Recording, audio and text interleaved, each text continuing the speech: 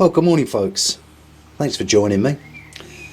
Where are we? Monday 19th of June. Another scorcher. For the last few days we've had temperatures between 25 and 30 degrees. Clear blue skies. Certainly a change from the last time I was with you on the 6th of June. What a contrast. But as much as we like these fantastic temperatures and lovely blue skies and sunshine, when you're greenhouse gardening it does serve up a few problems. So no plants in here getting absolutely scorched. I'll probably do with some shading, but the trouble is in this country is you put some shading up and then next week it's likely to turn down to about 15 degrees again. So we'll bear with it, we'll see what happens. Anyway, let's go and have a look and see what's been happening, shall we? Okay, we'll start with more of the sunflowers. That one's looking quite good. There's the larger of the two. And there's the baby brother. It's not looking too bad either, it's starting to pick up now. So hopefully she'll get a bit of sunflower on there. That's our basil at the back, looking nice.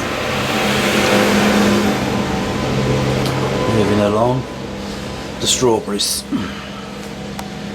We've had quite a few strawberries off this actually, they're pretty small. But it is the first year. So there's enough to have a little treat there, I would imagine. One over the back there, I think that got a bit, it dried out a bit on me, that one. Now these are the piccolo cucumbers. These ones that we showed you that I like to train in a certain way. And well, that's the size they grow to.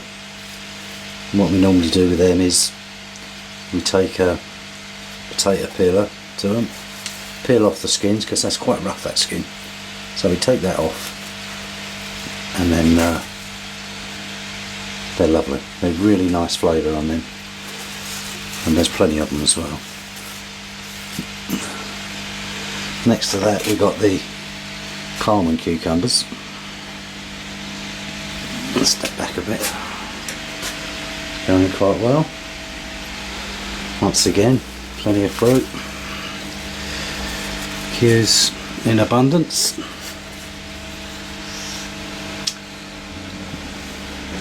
Next to that we've got the hydroponically grown tomato. Now if I step back you'll see what a monster this is. I have actually stopped it, believe it or not. It's still trying to get out of that roof. And there's plenty of tomatoes. They're everywhere. And in fact, you'll notice there, they're starting to ripen up a bit as well. And next to that is the other Carmen cucumber that's been hydroponically grown. Once again, cucumbers in abundance. Now moving on to the chilies and peppers. I don't know if you can see here, but I've put a system in which is called a chili grow. And what happens here is you have a reservoir at the bottom, sorry, and then inside the pot you have a wick that wicks down into the solution where the reservoir is. You fill that reservoir with water and nutrient, and then the wicking system draws the water up, so you don't water from the top. And yeah, they're looking okay. I had a bit of trouble transplanting them because they were pretty well established plants. You know, the idea is that when you start them from seedlings, you start them off in these chili grows, and because me being me, I bought the chili grows well into the season. But anyway, I've managed to do it, and yeah, they're looking good. Some nice chilies on there. The same with these three here.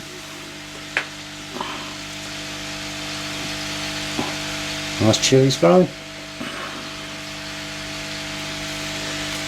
And then the tomatoes at the back here, they're looking fantastic. And once again I took the plunge and I bought what's called quad grows for these. Let's move this watering can. And same principle. You have a reservoir, you fill it with water and nutrient. Can you just see the top of the wick there? I've deliberately exposed that bit so I can show you what I mean. And that wicks down through the pot into the reservoir, and the idea is that it draws the water up. And they look very dry on the top. You wouldn't think you'd think straight away that they've dried out, but no, they're doing fine. It does advise you every now and then just to dampen the tops of the soil down a bit from the top, but yeah, it's working okay. One of the reasons I bought these was because we had quite an extended holiday in August, and I normally come back and of course everything's dead. So this year I thought I'd try that with a view for the plants still being alive when I get back. So it's supposed to last up to about 7 days in this reservoir. Well, 7 days is not enough for me, so I'm going to buy what's called a holiday watering kit, which basically is a little valve that goes inside the reservoir, and then I'll have a water butt inside here that's full of water and nutrient, and it'll be attached to these reservoirs. So as the ball valve drops, it should let in water and keep it going. Well, that's the plan anyway. Right, let's have a look outside. So we're outside now, and shallots, yeah, progressing well. Parsley. Now they're the beans, they're the runner beans, just here, and much to my delight they have actually picked up a bit. I told you last time that they was looking pretty grim. They're still looking a bit yellow at the bottom, but I've fed them up a bit, and what with this warm weather they've really come on. And I picked up a little tip actually. I think I know now what the problem could have been. When you're growing in these containers, if you have an awful lot of water, which we did have at the start of the summer, they get pretty waterlogged, and because they're grown in containers and the container is on the paving slabs, the water can't get away, and so obviously what's happening is inside the pots they're just getting waterlogged. What we need to do, I've now found out, is that we need to raise these pots just off the ground a bit, either with a little block of wood or a couple of tiles or something, just to get them off the ground so as the water can drain away when you have an awful lot of rain. I mean, once they're established it's not quite so bad, but when they're young you certainly don't want them waterlogged. So I think that was the problem. So I picked up a tip there from another channel. So thanks for that, mate. What else we got? The radishes. Yeah, the radishes, I did notice that they're actually some there ready to come. So no surprise, is it? They're pretty easy to grow, radishes, even for me. So going round the corner, the peas. The peas have been ravaged by Mora. This side now is only got 1 or 2 left. She loves them. Yeah. So that's what they're for. They're for eating, aren't they?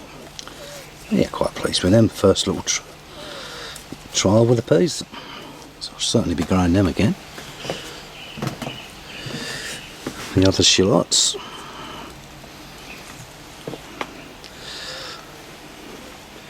A couple of pots of wildflowers for the bees.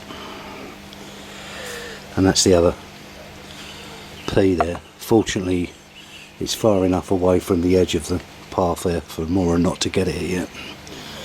So that's looking a little bit more productive, that one. Okay, what we got left? Oh yeah, the old tumbling tom. The tumbling tom. Look at that. What a mistake I made there. I put 3 tumbling toms in this little basket.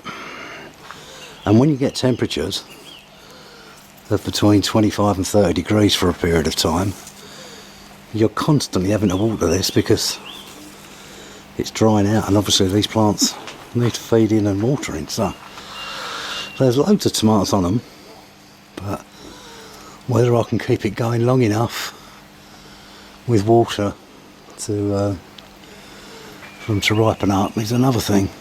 Let's hope so. I'll try my best, and hopefully we'll get some nice little tumbling tomatoes off them.